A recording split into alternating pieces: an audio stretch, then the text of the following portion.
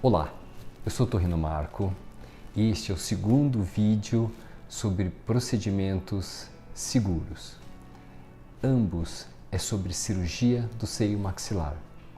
Novamente, agradeço imensamente a paciente por ter dado essa oportunidade para que eu possa disponibilizar esse vídeo. E antes de mais nada, eu gostaria também de agradecer imensamente ao serviço de anestesia do Hospital IPO. É graças a vocês, anestesistas que trabalham ao nosso lado, que a gente consegue fazer esses procedimentos. Uma paciente de quase 90 anos de idade, onde ela apresenta uma rinocinusite maxilar de causa odontogênica, que já apresentou alguns quadros de pneumonite por causa desse gotejamento posterior dessa secreção. A indicação, não tem dúvida, ela é totalmente correta.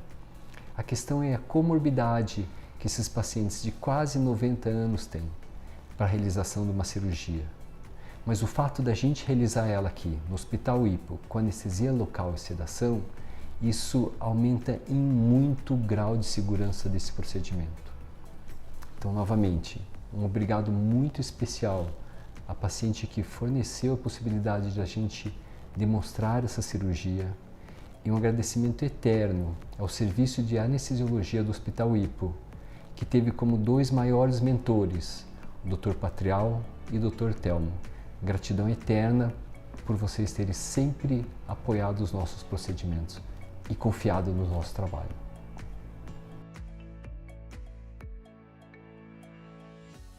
Neste caso, eu vou apresentar uma antrostomia maxilar com anestesia local e sedação.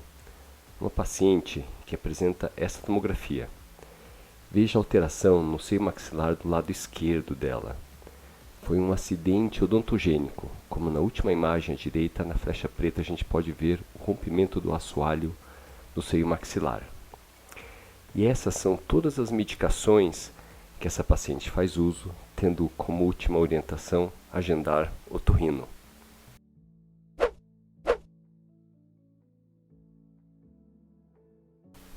Eu nunca esqueço de agradecer sempre o serviço de anestesiologia do Hospital IPO em poder me dar a oportunidade de realizar esses procedimentos com anestesia local e sedação.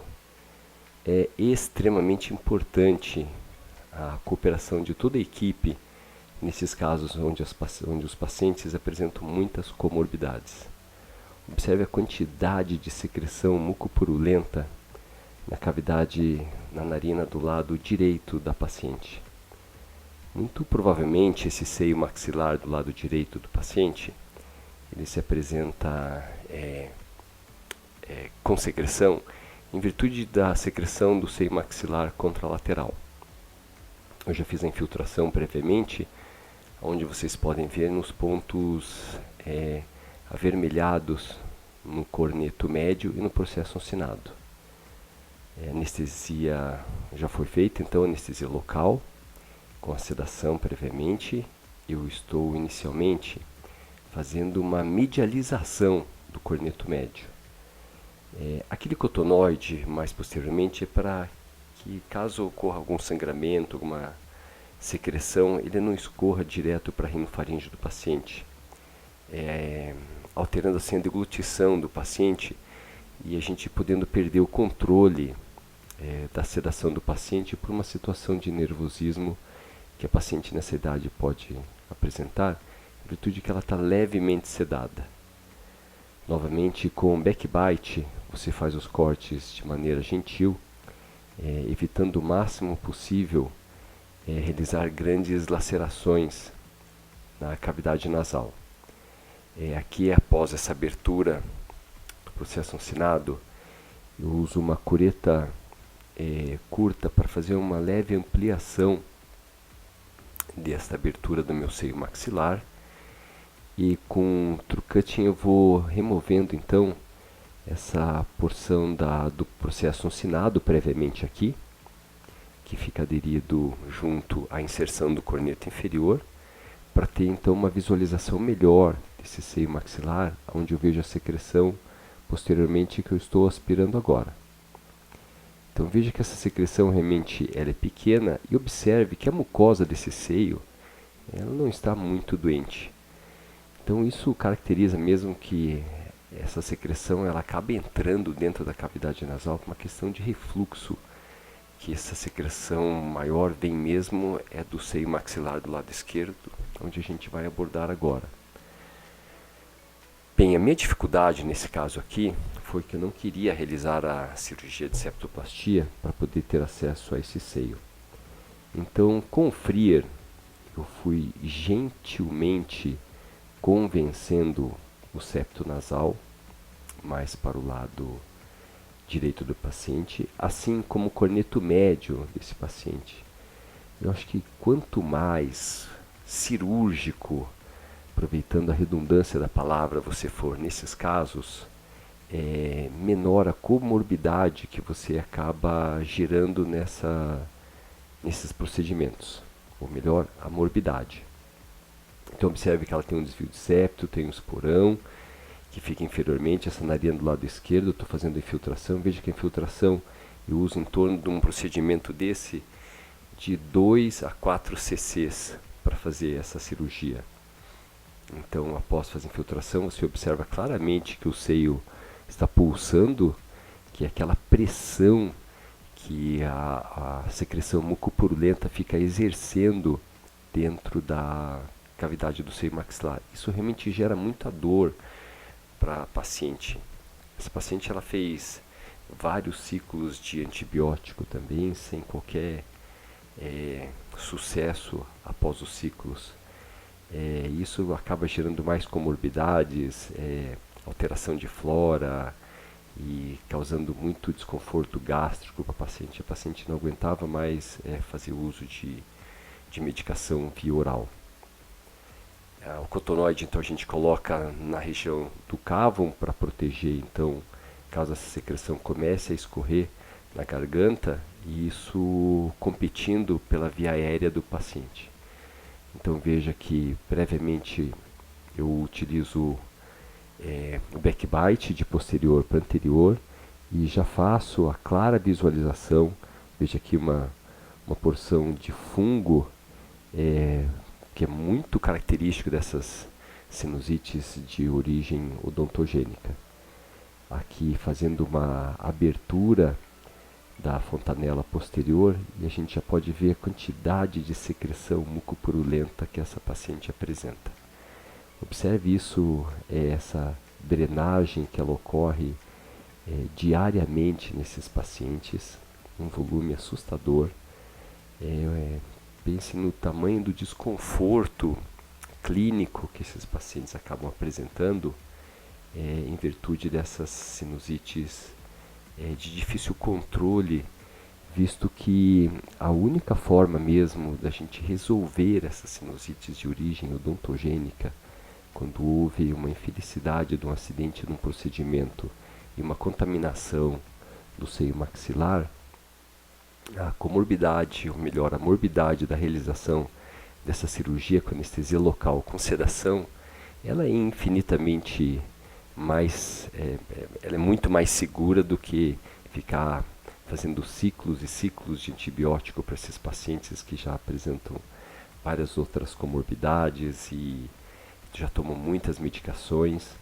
Então a realização da cirurgia com anestesia local e sedação é realmente, sem dúvida, a melhor opção e a única opção curativa para esses pacientes, independente do ciclo de antibiótico que possa ser feito para esse paciente. Observe que a gente tem um pouco de sangramento posterior, isso às vezes ocorre por causa desse processo infeccioso de muito tempo. Observe novamente, como no caso que no outro caso de sinusite odontogênica que eu apresentei, observe a metaplasia que ocorre nessa mucosa do seio maxilar. Então, quanto doente essa mucosa ela está. E esse vídeo, veja que a paciente está acordada, orientada, e todo o cuidado que a gente tem dos movimentos, os movimentos eles devem ser muito precisos, e muito calmos para que em momento algum você possa tocar em alguma outra estrutura que possa desencadear a dor nesse paciente. O paciente ele tolera a manipulação, principalmente o paciente mais idoso, em virtude da dor que ele tem, ele tolera muito a movimentação e o toque, que isso é uma coisa que a gente não consegue realmente tirar com anestesia local. É óbvio que ele, em hipótese alguma, iria tolerar qualquer tipo de dor. Isso poderia alterar tanto a frequência cardíaca do paciente e causar alguma reação que pudesse sair do nosso controle. Mas fazendo todo o procedimento de maneira cautelosa e tendo todos os passos bem determinados e os movimentos sempre muito cirúrgicos, novamente relatando esse fato porque é muito importante isso, o paciente ele fica sempre muito confortável.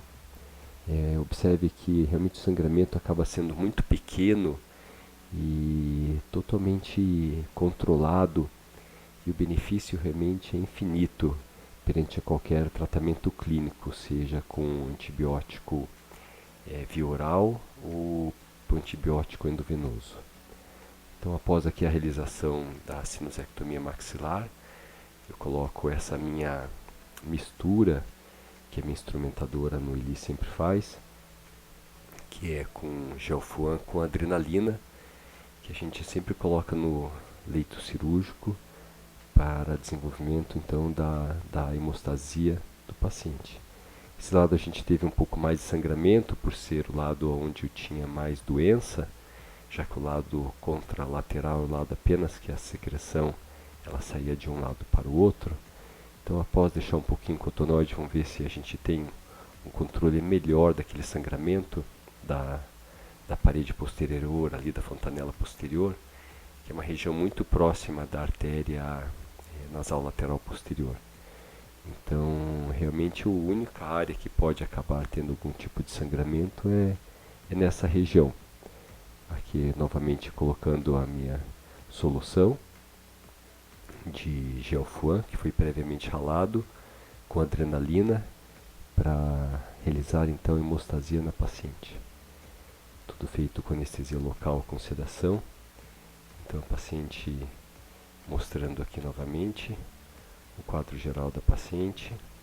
Eu pedi a ficha de identificação da paciente para comprovação, então. A paciente tem 89 anos e 10 meses.